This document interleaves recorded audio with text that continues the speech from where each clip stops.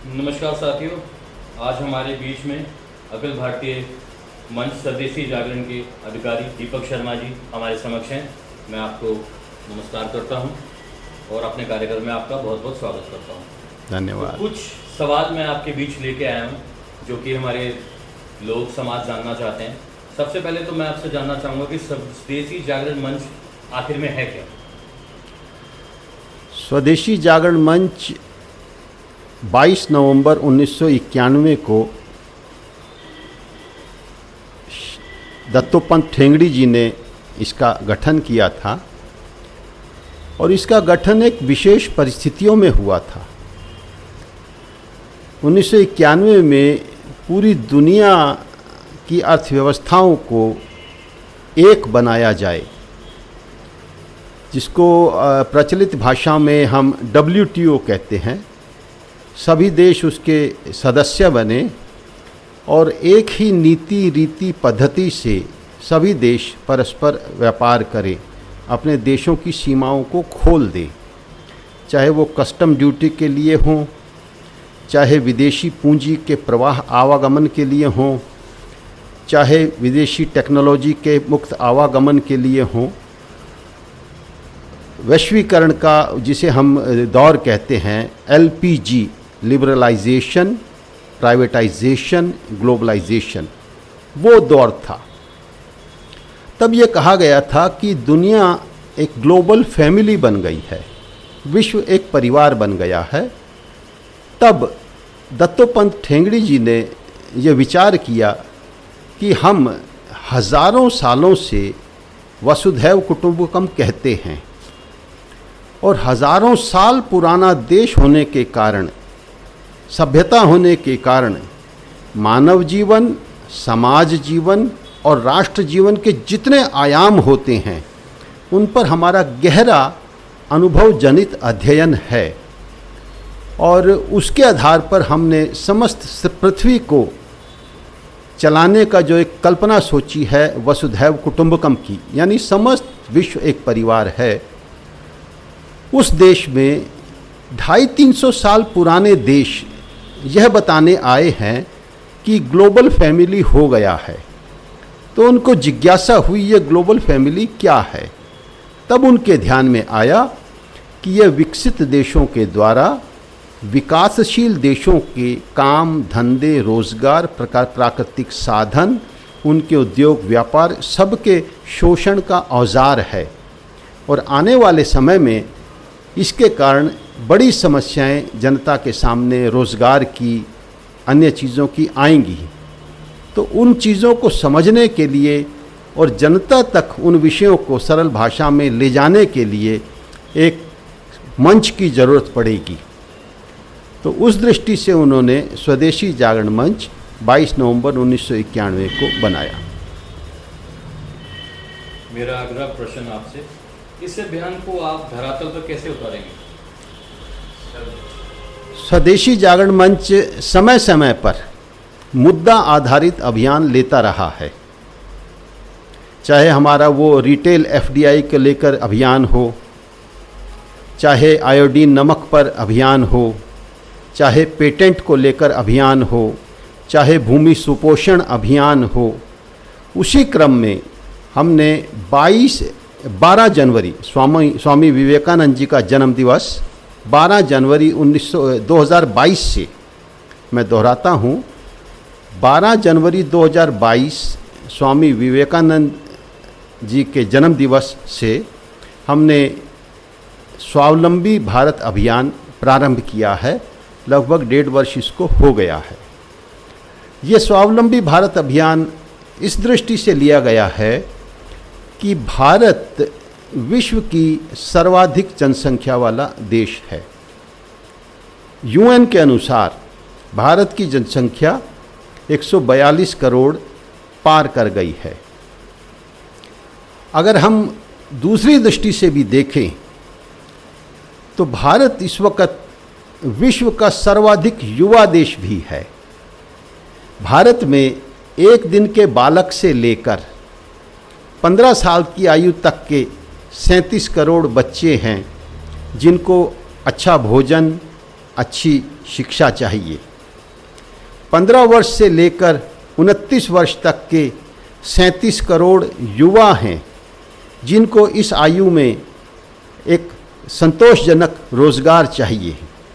और कुल 142 करोड़ में हम देखें तो भारत के पास 100 करोड़ लोगों की ऐसा मानव श्रम बल है जिसको कुल मिलाकर सबको रोज़गार चाहिए।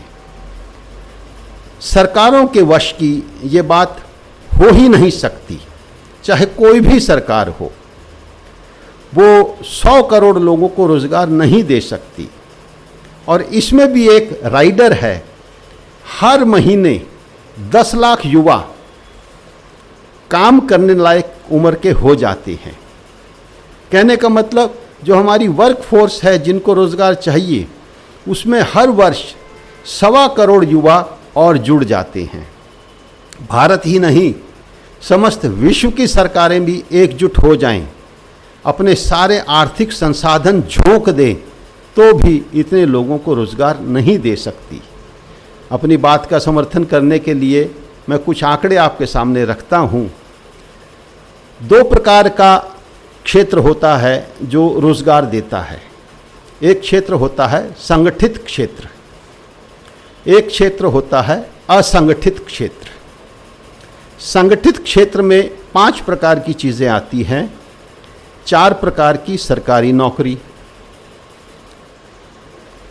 पहला, जहाँ 10 लाख से अधिक की जनसंख्या होती है वहाँ जन्म, मृत्यु, सफाई आदि इन चीज़ों के लिए नगर निगम होते हैं। देश में कुछ समय पहले तक 56 नगर निगम थे। तो पहली सरकारी नौकरी होती है नगर निगम। दूसरी सरकारी नौकरी होती है राज्य सरकार की, जैसे हरियाणा सरकार, उत्तर प्रदेश सरकार। तीसरी नौकरी होती है केंद्र सरकार की, जैसे भारतीय सेना। और चौथी नौकरी होती है पब्लिक सेक्टर अंडरटेकिंग, जैसे Punjab national bank, Indian oil corporation.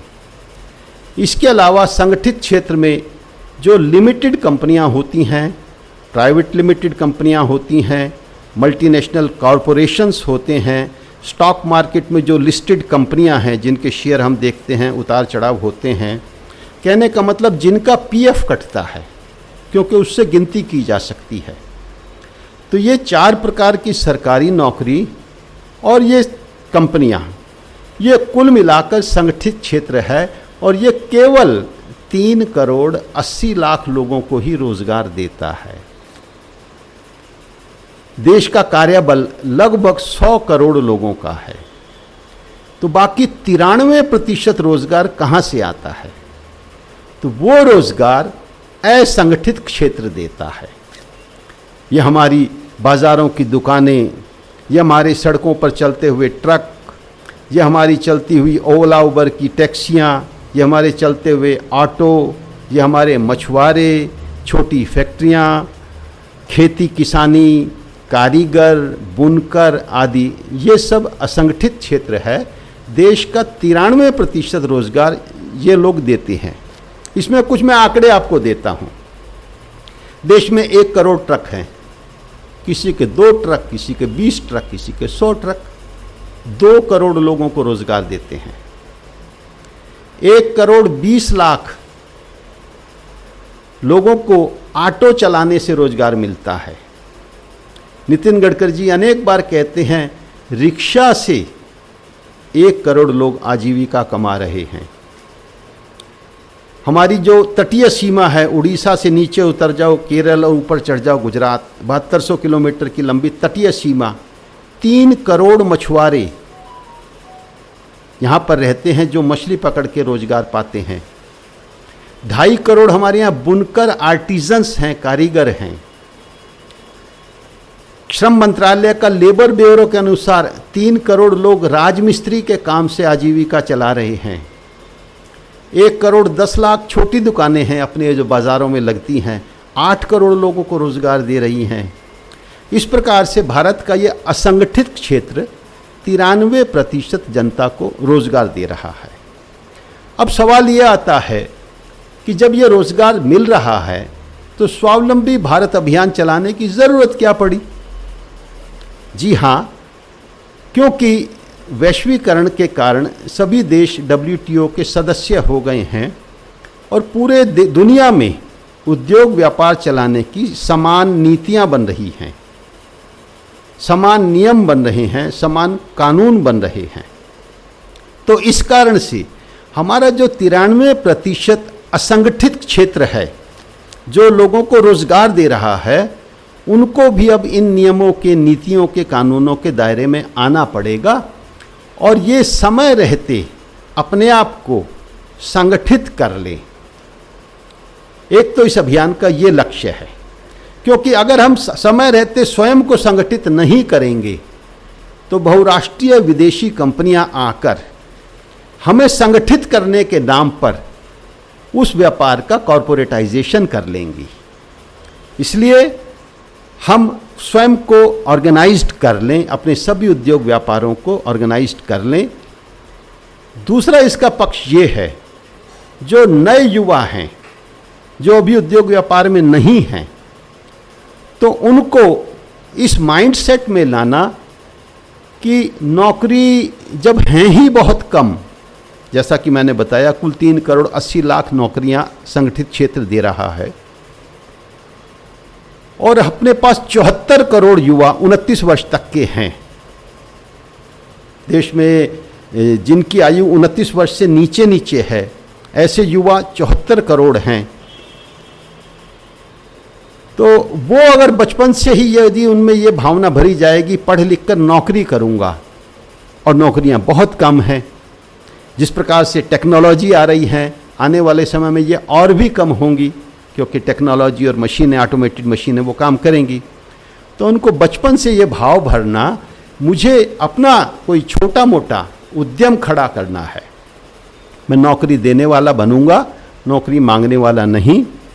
तो पहला काम है इसका नैरेटिव बिल्डिंग, कि बच्चों को बचपन से ही यह एक मानसिकता बने कि बड़ा होकर मैं अपना ही कोई छोटा मोटा उद्यम करूंगा, या मेरे पिताजी जो उद्यम कर रहे हैं उसको मैं अधिक आगे कैसे बढ़ाऊं, मैं वो करूंगा।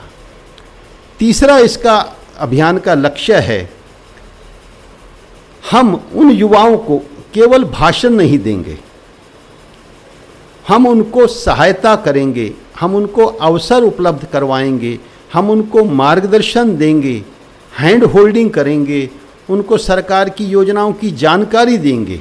सरकार की ऐसी बहुत सारी योजनाएं हैं जो उद्यमिता को प्रोत्साहित करती हैं, अनेक बैंक लोन देते हैं, अनेक मंत्रालय उनमें सब्सिडीज़ देती हैं, माल कैसे बनाना है उसका प्रशिक्षण देती हैं, मशीनें कहाँ से मिलेंगी उसकी जानकारी देती हैं, माल कहाँ बेचना है वो मार्केटिंग की जानकारी देती हैं। तो वो सभी जानकारियाँ युवाओं तक पहुँचे, हम उसमें भी स्वावलंबी भारत अभियान के अंतर्गत काम करेंगे। तो कुल मिला के स्वावलंबी भारत अभियान के 2 लक्ष्य हैं, असंगठित क्षेत्र बदलती दुनिया के तौर तरीकों के अनुसार स्वयं को ढाले, इस बारे में उनको जन जागरण करना, उनको अनऑर्गेनाइज से ऑर्गेनाइज्ड पर ले जाना, और दूसरा नए युवाओं को मानसिकता निर्माण करना कि मुझे उद्यम करने वाला बनना है। इसके पीछे एक बड़ा आधार है, वो आधार ये है कि पूरी दुनिया में माल की मांग घट रही है, वहाँ की जनता बूढ़ी हो रही है, और अर्थव्यवस्थाओं का ट्रैक रिकॉर्ड रहा है जहाँ बूढ़े लोग ज़्यादा हो जाते हैं वहाँ माल की खपत, माल की मांग कम हो जाती है, और जहाँ युवा ज़्यादा होते हैं वहाँ माल की मांग ज़्यादा होती है। युवा 2 जीन्स भी खरीदते हैं, एक आधी फटी भी खरीदते हैं, बटुआ भी खरीदते हैं, मोबाइल भी समय समय पर बदलते हैं, कंघा भी रखते हैं तो 1-2 रखते हैं। और भारत में इस वक्त विश्व में सर्वाधिक तेजी से मांग बढ़ रही है, पूरी दुनिया में मांग घट रही है और भारत में माल की मांग बढ़ रही है, लेकिन हमारे पास उतना माल बनाने के लिए उद्योग नहीं है, उतना माल बनाने के लिए उद्यमी नहीं हैं। इसलिए विदेशी लोग अपना माल यहाँ आके बेच जाते हैं, चाहे वो खिलौना हो, चाहे अन्य वस्तुएं हो। हम देखते हैं कि विदेशी माल से भारत। दीपक शर्मा जी, अभी हमने बात करी धरातल की और आपने लक्ष्यों के बारे में विस्तार से हमें बताया। मैं इसी पे अगला प्रश्न पूछना चाहूँगा। तो इस जो लक्ष्य और अभियान में आपको जो जो कठिनाइयाँ आ रही हैं, चुनौतियाँ आ रही हैं, उसके बारे में आपका क्या कहना है? हमने ये 3 लक्ष्य इस अभियान के लिए हैं 2030 तक, और ये गहरा सोच विचार किया है 1.5-2 साल तक। विभिन्न एक्सपर्ट्स ने, नीति आयोग के पूर्व उपाध्यक्ष डॉक्टर राजीव कुमार जी के नेतृत्व में अर्थशास्त्रियों की एक बड़ी टीम ने अध्ययन किया, टेक्नोलॉजी के एक्सपर्ट्स ने अध्ययन किया, ग्रामीण विकास उसके एक्सपर्ट्स ने अध्ययन किया, महिला कल्याण के एक्सपर्ट्स ने अध्ययन किया, समाज का एक बड़ा वंचित वर्ग है उनके एक्सपर्ट्स ने अध्ययन किया। ऐसे अलग अलग क्षेत्रों के एक्सपर्ट्स ने 1.5-2 साल तक अध्ययन किया, और उस अध्ययन के बाद सर्वसम्मति से निर्णय निकाला कि हम 3 लक्ष्य हम रखेंगे, और ये 3 लक्ष्य प्राप्त किए जा सकते हैं, ये संभव हैं, ये व्यवहारिक हैं। और उसके लिए हमने समय सीमा भी तय करी। 2030 तक इस अभियान ने 3 लक्ष्य जो तय किए हैं, पहला है भारत में प्रत्येक व्यक्ति की इतनी आमदनी ज़रूर होगी कि वो अबव पॉवर्टी लाइन हो जाए, अर्थात भारत में कोई बीपीएल नहीं रहेगा। दूसरा लक्ष्य, भारत में जो भी व्यक्ति काम करना चाहेगा उसके पास रोजगार, स्वरोजगार या उद्यमिता, तीनों के लिए पर्याप्त अवसर और मौके होंगे। और तीसरा, अपनी वायु को प्रदूषित किए बिना, नदियों को नाला बनाए बिना, भूमि को बंजर किए बिना, कहने का मतलब पर्यावरण अनुकूल रहते हुए $10 ट्रिलियन की अर्थव्यवस्था खड़ी करना। ये हमने लक्ष्य 2030 तक प्राप्त करने के लिए रखे हैं। और इसके लिए हमने जो रास्ते तय किए हैं, उद्यमिता, सहकारिता, स्वदेशी और विकेंद्रीकरण, इस प्रकार से एक चौराहे से 4 रास्ते निकलते हैं। तो इसके हमने चतुष्पंक्ति मार्ग, उद्यमिता, सहकारिता, स्वदेशी और विकेंद्रीकरण, इन माध्यमों से, इन रास्तों पे चलकर हम इस लक्ष्य को प्राप्त करेंगे। आप किस आधार पर कहते हैं कि ये अभियान सफल होगा? इसके 2 पक्ष हैं। आध्यात्मिक पक्ष है कि यह भगवान का काम है। अगर किसी गरीब के बच्चे को रोज़गार मिले, उसका जीवन स्तर ऊपर उठे, किसी गरीब महिला की आमदनी बढ़े, उसका जीवन स्तर ऊपर उठे, तो ये तो भगवान का कार्य है, तो भगवान करेगा, हम तो निमित्त हैं। दूसरा, इसका भौतिक पक्ष है। तो विश्व के 15 सर्वाधिक बड़े संगठनों ने, जिनका जनाधार भी और जिनका काडर भी भारत नहीं पूरे विश्व में सर्वाधिक बड़ा है, उन्होंने बैठक करके, गहन चिंतन करके और अनेक बैठक करके इस अभियान को स्वीकार किया है कि इस अभियान में हम सभी 15 संगठन पूरी शक्ति और पूरे काडर के साथ लगेंगे। लेकिन हम संगठनों के अपने अपने काम भी रहते हैं, तो हम इस अभियान में कोई एक काम करेंगे।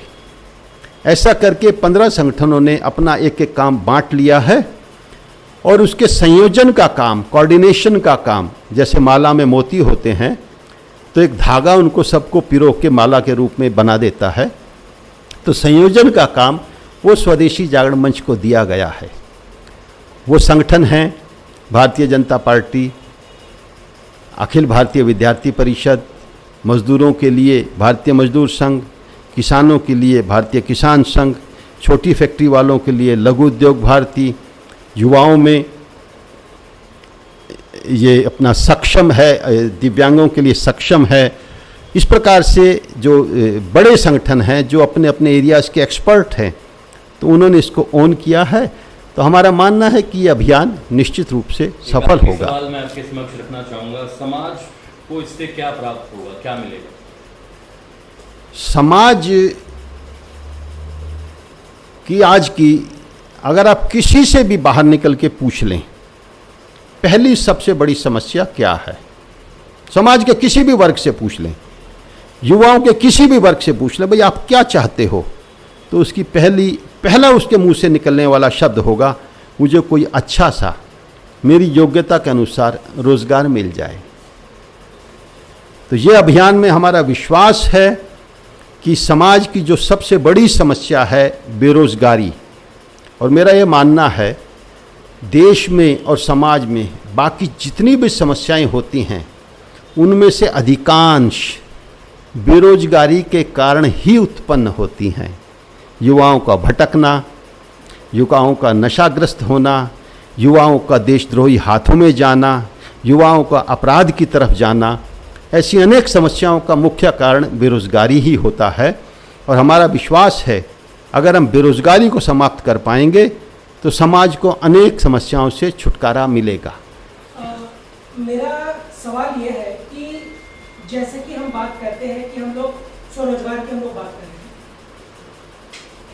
और हम ये चाह रहे हैं कि लोग अपने खुद के उद्योग धंधे की शुरुआत करें, लेकिन सबसे बड़ा प्रश्न ये उठता है कि हमने अगर फंडिंग लेकर के अपने उद्योग की शुरुआत कर दी, लेकिन उस हमारे उद्योगों से जो सामान निकलेगा पन करके वो हम लोगों तक कैसे पहुंचाए। मेरा कहने का मतलब है कि मार्केटिंग वाला जो पार्ट है उसके बारे में क्या कोई रास्ता सुझाया गया है? जैसा कि मैंने अपने पहले भी बताया, भारत विश्व का सबसे बड़ा बाजार है। दुनिया की सारी रिपोर्ट्स कह रही हैं कि दुनिया में 1 या 2% ग्रोथ रहेगी, भारत की ग्रोथ 6-7% अनुमानित है। हमारे पास हम सप्लाई कंस्ट्रेंट देश हैं, मतलब हमारे पास बाजार है, हमारे पास ग्राहक हैं, हमारे पास मांग है, लेकिन हमारे पास माल नहीं है। दुनिया के देशों में मांग नहीं है, वो डिमांड कंस्ट्रेंट देश हैं, वहाँ मांग नहीं है, किंतु उन्होंने अपने उत्पादन तंत्र इतने खड़े कर लिए हैं कि वो अपने माल को यहाँ भेजते हैं। इस पूरे अभियान का जो विज़न है वो ये है कि हमारे देश की मांग को हम खुद पूरा करेंगे। तो जिसमें जो मार्केटिंग का पक्ष आता है तो उसमें इसी का उत्तर आ जाता है कि भारत विश्व का सबसे बड़ा बाजार है। आवश्यकता है यहाँ उद्यमी खड़े हों, उनके हम हाथ पकड़ें, उनका मार्गदर्शन करें, तो वो उद्यमी स्वयं इतने बेस्ट ब्रेन हैं कि वो दुनिया की कंपनियों के सीईओ बन जाते हैं। ऐसे लोगों को, ऐसे भारत के जो बेस्ट ब्रेन्स हैं, जो छोटी छोटी गलियों में हैं, छोटे छोटे कस्बों में हैं, उनको हैंड होल्डिंग हो, समय पर जानकारियाँ हो, मार्गदर्शन हो, तो वो इस बाज़ार से उत्पन्न होने वाली मांग को अपने उद्यमों से पूरा करेंगे। एक बात ये। दूसरा, इसमें अनेक प्रश्न आएंगे, लेकिन वो प्रश्न उस माइंडसेट से आएंगे जो माइंडसेट दुनिया में प्रचलित है। वो प्रचलित माइंडसेट क्या है? Project report. जैसे कोई नहर बनती है तो उसमें सब चीज़ पहले तय होती है, नहर की लंबाई कितनी होगी, उसका स्लोप कितना होगा, उसकी वाटर कैरिंग कैपेसिटी कितनी होगी, और किचन की लास्ट टूटी में आखिरी बूंद तक उसका पूरा मैनेजमेंट, उसका प्रोजेक्ट रिपोर्ट, उसका खर्च, उसमें आने वाली समस्याएं, उनका समाधान, वो तय होता है। हमें ये समझना पड़ेगा, ये विश्व का पहला अभियान है जो यूएन ने नहीं लिया, यूनाइटेड नेशंस, जो किसी सरकार ने नहीं लिया, जो समाज ने लिया है। यह विश्व का पहला अभियान है जो कि समाज ने लिया है कि मैं अपने देश की बेरोजगारी को खत्म करूंगा, गरीबी को खत्म करूंगा और $10 ट्रिलियन की अर्थव्यवस्था बनाऊंगा। तो इसका इंसानी मैनेजमेंट नहीं है, इसका आसमानी मैनेजमेंट है, रूहानी मैनेजमेंट है। जैसे नदी का होता है, जब नदी निकलती है तो नहर की तरह उसकी कोई प्रोजेक्ट रिपोर्ट नहीं होती, रास्ता तय नहीं होता,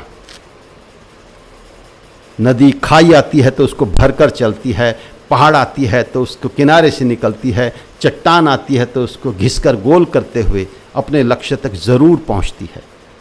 तो ये स्वावलंबी भारत अभियान कुछ इसी प्रकार का अभियान है। हाँ, इतना हमें ज़रूर पता है कि हमारे पास विश्व का सबसे बड़ा बाज़ार है और उस बाज़ार को, मांग को पूरा करने के लिए हमारे पास 200 करोड़ हाथ हैं। उन फैक्ट्रियों में पैसा लगाने के लिए हमें किसी विदेशी निवेश पर निर्भर रहने की आवश्यकता नहीं है, क्योंकि 2022-23 में कितना विदेशी निवेश आया? 71 अरब डॉलर, और सटीक कहें तो 70.97 अरब डॉलर। और भारत के लोग एक वर्ष में कितना सोना खरीद लेते हैं? 450 अरब डॉलर का। भारत के लोग एक वर्ष में कितनी बचत कर लेते हैं? बचत हमारे जीन्स में है, हमारी लोकोक्तियों में लिखा है, तेते पाँव पसारिए लेती लांबी सोड़, आमदनी अठन्नी खर्चा रुपया नतीजा ठन ठन गोपाल। तो हमारी जेनेटिक क्वालिटी है, हम बचत करते हैं। और भारत के लोगों की घरेलू बचत कितनी है 2023 की? 450 अरब डॉलर। भारत के लोग बाहर जाते हैं, अमेरिका में, कनाडा में, लगभग 3 करोड़ इंडियन डायस्पोरा है जो हमारे युवा विदेशों में गए हैं, वहां कमाते हैं, पैसा यहां बेचते हैं। कितना बेचते हैं? 100 अरब डॉलर। तो भारत की एक वर्ष में 450 अरब डॉलर की घरेलू बचत है। 450 अरब डॉलर का भारत के लोग सोना खरीद लेते हैं। 100 अरब डॉलर विदेशों में बैठे भारतीय भारत में भेज देते हैं, 1000 अरब डॉलर। और पिछले वर्ष एफडीआई कितना आया? 70.97 अरब डॉलर। तो हमारे पास पर्याप्त पूंजी है, हमारे पास 200 करोड़ हाथ हैं, हमारे पास विश्व का सबसे बड़ा बाजार है, हम विश्व का सबसे बड़ा युवा देश हैं, और ये अवसर हमारे पास 2042 तक है, जिसको प्रधानमंत्री जी ने अमृत काल कहा है, हम इसे स्वर्ण काल कहते हैं।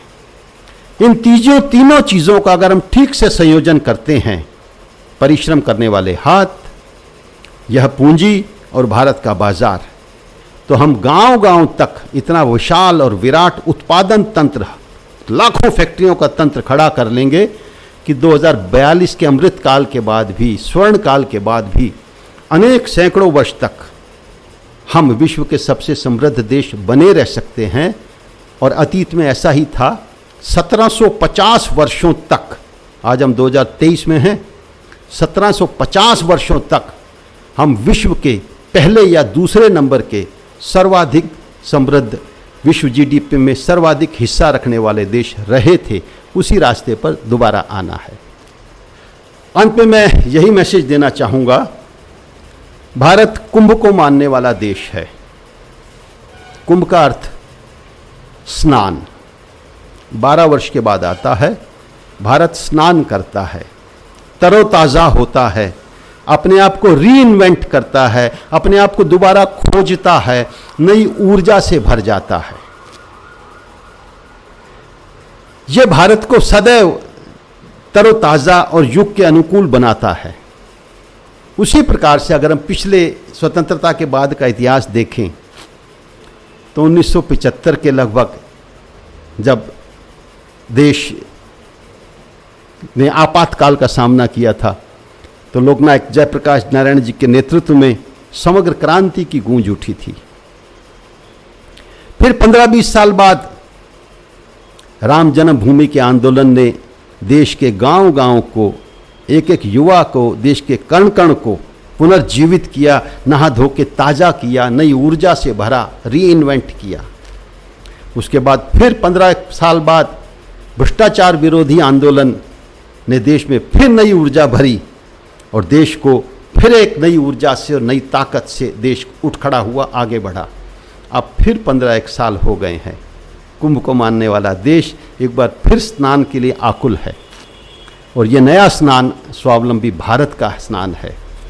स्वावलंबी भारत अभियान आने वाला एक परिवर्तन का अभियान है, जो देश के गांव-गांव को, कण कण को पुनर्ऊर्जा देगा। देश अपने आप को रीइन्वेंट करेगा, और ये पिछले 3 आंदोलनों से थोड़ा सा अलग भी होगा।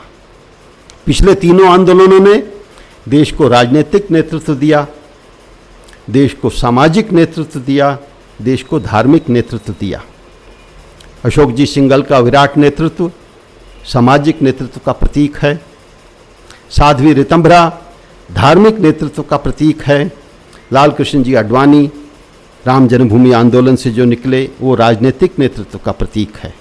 उसी अनुसार सभी प्रांतों में ऐसे नेतृत्व निकले, लेकिन स्वावलंबी भारत अभियान का ये आंदोलन ये 3 क्षेत्रों में तो आगामी देश को नेतृत्व देगा ही, न युवाओं को नेतृत्व देगा ही, लेकिन इसके अलावा ये कृषि क्षेत्र में नेतृत्व देगा, ये बिजनेस लीडर्स देगा, ये टेक्नोलॉजी लीडर्स देगा, ये सर्विस सेक्टर लीडर्स देगा, ये फाइनेंस के सेक्टर्स में लीडर देगा। कहने का मतलब किसी भी देश को आर्थिक रूप से समृद्ध बनाने के जितने आयाम होते हैं ये नेतृत्व देगा। गूगल से भी बेहतर कंपनियां भारत में खड़ी होंगी, माइक्रोसॉफ्ट से भी बेहतर कंपनियां भारत में खड़ी होंगी। इस प्रकार से ये सभी क्षेत्रों में नेतृत्व देगा। रोजगार सृजन केंद्र कैसे काम करेगा? हम इसके लिए देश के सभी जिलों में एक केंद्र खोल रहे हैं जिसका नाम है जिला रोजगार सृजन केंद्र। इसके माध्यम से हम इस अपनी सारी योजना को ज़मीन पर उतारेंगे। इसका हमारा डिजिटल स्वरूप भी रहेगा, फिजिकल स्वरूप रहेगा जिला रोजगार सृजन केंद्र, और डिजिटल स्वरूप रहेगा mysba.co.in। वो कैसे काम करेगा तो मैं डिजिटल स्वरूप से आपको समझाता हूँ। हम एक गूगल फॉर्म भेजेंगे युवाओं को, युवा उस फॉर्म को भर देंगे, उनको पता भी नहीं लगेगा, हमें उनके रुचि के क्षेत्र का अंदाज़ा आ जाएगा। आर्टिफिशियल इंटेलिजेंस बेस्ड हमारा ये सारा सेटअप है। उसके आधार पर उसने जो प्रश्नों के उत्तर दिए, उसकी रुचि का क्षेत्र, उसकी विशेषज्ञता का क्या क्षेत्र है, किस क्षेत्र में उसके बढ़ने की संभावनाएं हैं, हमें उसका अंदाज़ा आ जाएगा। मैं उदाहरण से समझाता हूँ। मान लीजिए हमें ध्यान में आया कि ये बच्चा ड्राइविंग में अपने आप को रुचि रखता है, लेकिन इसके अंदर क्षमता बहुत है, इसका रुचि उद्यमिता की भी है। तो उस फार्म से हम जब ये समझ जाएंगे ये ड्राइविंग में रुचि है, तो ड्राइविंग स्किल्स, ड्राइविंग लाइसेंस, उसके लिए उसको मार्गदर्शन करेंगे, कहाँ से वो ड्राइविंग सीख सकता है, कैसे लाइसेंस मिलता है, और वो ओला या उबर या किसी प्राइवेट टैक्सी में कैसे लग सकता है, उसके अवसर हम उसको उपलब्ध करवाएंगे। किसी फैक्ट्री वाले के यहाँ उसकी गाड़ी पर ड्राइवर कैसे लग सकता है। जब वो कुछ समय गाड़ी चला लेगा और हमें पहले पता है कि इसकी अल्टीमेट रुचि उद्यमिता की है, तो हम उसको फिर मैसेज भेजेंगे कि क्यों अभी आप ड्राइविंग करके 15,000 रुपये कमाते हैं, अगर आप अपनी गाड़ी डाल लेंगे तो आपकी आमदनी 22,000 हो जाएगी और ये बैंक आपको ये लोन दे सकता है, इसकी ये कंडीशन है, ये आपका वो सर्टिफिकेट कागज़ मांगेगा और आप अप्लाई करेंगे तो सरकार की इस स्कीम से आपको ये लोन मिल जाएगा। और वो एक गाड़ी डाल लेता है तो उसकी आमदनी हो गई 22,000। पहले चरण में उसको मिला रोजगार। अब उसने अपनी गाड़ी डाल ली, अब उसका क्या हो गया? स्वरोजगार। कुछ समय बाद हमें पता ये आगे बढ़ने की जिल रखता है, तो हम फिर उसको सूचित करेंगे, एक गाड़ी से आप 22,000 कमा रहे हो, खुद चला रहे हो, क्यों ना 5 गाड़ी डालो। क्षमा करें, क्यों ना आप 5 गाड़ी डालो और 5 गाड़ियों के लिए ये योजना आपको लोन मिल सकता है और आप 4 लोगों को रोजगार दे भी दोगे। और वो ऐसा करता है तो वो अब स्वरोजगार से आ गया उद्यमिता में, एंटरप्रेन्योरशिप में। अब वो 5 गाड़ी चला रहा है। उसमें से कुछ बच्चे ऐसे भी होंगे जिनमें मन में और कामना होगी, मुझे और आगे बढ़ना है, तब हम उसे ट्रेनिंग और टेक्नोलॉजी का सहायता उपलब्ध करवाएंगे कि वो 200 गाड़ी डाल सकें। कहाँ से बैंक लोन उसको मिल सकते हैं, यानी स्टार्टअप। और उसमें से फिर अंत में कुछ ऐसे विलक्षण भी निकलेंगे जिनके मन में होगी मुझे यूनिकॉर्न बनना है, मुझे अपने शेयर मार्केट में अपने शेयर लॉन्च करने हैं, मुझे इन्वेस्टर्स ढूंढने हैं और मैं यूनिकॉर्न बनूंगा। ओला उबर जैसी। तो कहने का मतलब रोजगार से लेकर स्वरोजगार से लेकर उद्यमिता से लेकर स्टार्टअप से लेकर यूनिकॉर्न उस तक पूरा मार्गदर्शन और हैंड होल्डिंग उनको करवाया जाएगा। और फिर ये सभी क्षेत्र में होगा, चाहे वो फूड प्रोसेसिंग हो, चाहे एग्री प्रोसेसिंग हो, चाहे एग्रीकल्चर हो, चाहे स्मॉल स्केल इंडस्ट्री हो, चाहे जो बहनें जो राखी बनाती हैं, जो बुटीक चलाती हैं उनका हो, चाहे सब्जी बेचने वाले हों, फिर ये सभी सेक्टर्स से के लिए ये रोजगार सृजन केंद्र जो कि फिजिकल भी होंगे और डिजिटल भी होंगे, उनके द्वारा हम ये काम करेंगे।